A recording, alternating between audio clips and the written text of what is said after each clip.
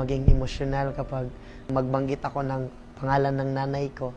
Basta pamilya ang pag-usapan, yan ang weakness ko. Dahil nasa abroad ang kanyang ina at madalas naman nasa bukid ang kanyang ama, ang kasakasama raw ni Elias noon, ang kanyang Lola Miriam at Lolo Marciano. Dili man bugoy na butaan man. Sa dagan among ako, hinigugma gyud na mo si Dibdib, mo gyud nang gimahal na mo. Sa kanila ako natutulog araw-araw. Sila din ang nagbabantay sa akin, sila ang nagbigay ng allowance. Inspirasyon ka. Dahil sa kanilang pagsisikap, nitong 2023 lang, nakapagtapos si Elias ng criminology. Malaking tulong sa akin. Nasasanay na yung katawan ko sa natrabaho na ganun. Nandito na naman ako, namumunat sa kabukiran. Pero sa halip na maging pulis, sinunod daw niya ang sigaw ng kanyang puso, ang mag-perform.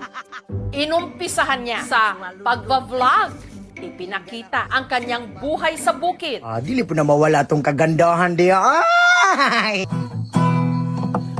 Hanggang nagpasample ng kanyang boses at dance moves.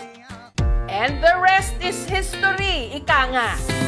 Si Elias na imbitahan na ngayong magtanghal sa iba't ibang mga probinsya ng Mindanao. Napupuno talaga ang isang area kapag nagigig kami. Nararamdaman ko sa aking sarili is proud na proud, masayang masaya. Maraming fans na rin daw ang nagdi-DM o direct message sa kanya. Sinasabihan nila ako na, pwede ba tayo na lang? Pwede bang magkita tayo? Matawa lang din kasi mabait naman ako na tao at saka masarap din.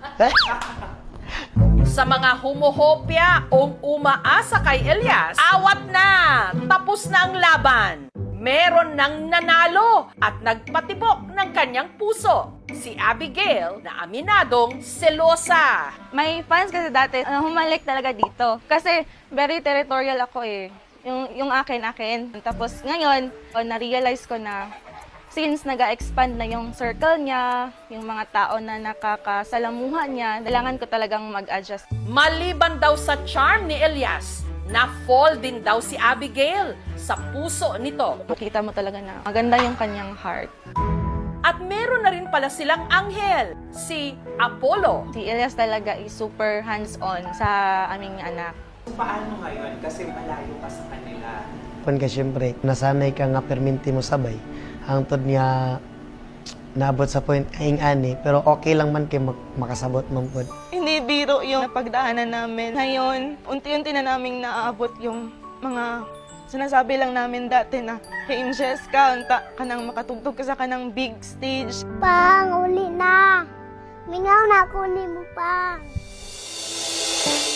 Buntag! Kahapon lang, umuwi si Elias ng Magpet para bisitahin ang kanyang pamilya. Kamusta? Nagpiraman ka. Happy mong birthday oh. Nakipaglaro siya agad sa kanyang mag-ina na miss na niya. Ay, laki mo gusto. Agoy. Sinamahan din niya ang kanyang ama na muling mag-tapping sa bukid.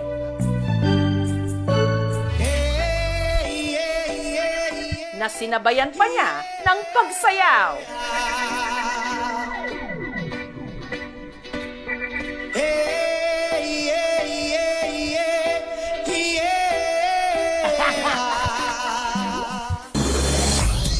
Kinagabihan, diretso naman si Elias sa gig nila sa Cali Fest 2025, Kalinan, Davao City.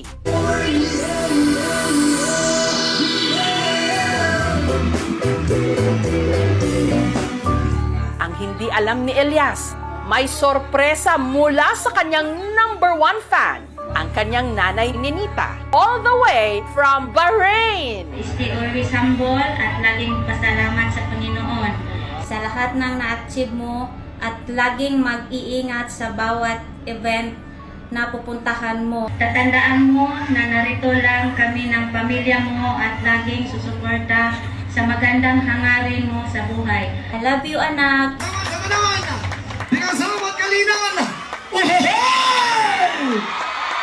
Sa ngayon, hindi ko pala kino-confirm ang sarili ko na sikat ako. Paminsan-minsan din, kinakausap ko rin ang sarili ko. Sikat na ba talaga ako? Kailangan ko pa siguro magsipag para maabot yung pangarap ko. Gusto ko kasing whole world. Huy! Pangarap ko na maka-show kami sa iba't ibang bansa. Pangarap na lang man din ako, lubos-lubosin ko na lang. Lipad, saan ang gusto mo? Patuloy ka lang sa mga pangarap mo.